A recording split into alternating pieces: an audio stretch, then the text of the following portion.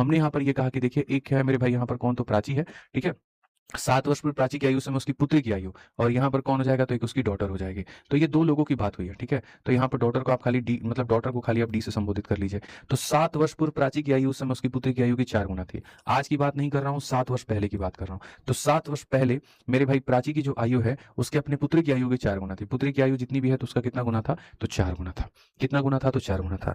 अब से 4 वर्ष के बाद में, अब से मेरे भाई कितने वर्षों के बाद में, तो अब से 4 वर्षों के बाद में, अब से 4 वर्षों के बाद में, ठीक है, प्राची अपनी पुत्री की आयु की 2.5 गुना हो जाएगी। अगर मेरे भाई यहाँ पर ये जितना भी है तो 1 का 2.5 गुना क्या होता है, तो इतना होता है। अक्सर इसको लिखने का तरीका मैं बता दूं, आप या तो मेरे भाई दशमलव उड़ा करके 5 से आप काट सकते हो, 5 बार में 5 से काट सकते हो 2 बार में, या 2 का 2.5 गुना 5 होता है, तो आप ऐसे भी लिख सकते हो कि गुरुजी यहाँ पर अगर ये 2 होगा तो इसका 2.5 गुना कितना होगा, तो 5 होगा।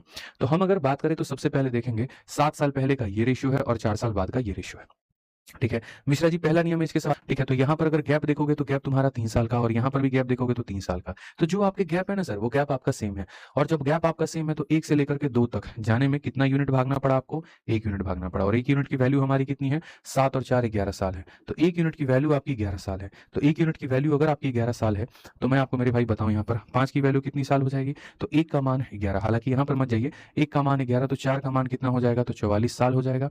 और यहाँ पर इसका मान कितना हो जाएगा, 11 साल हो जाएगा।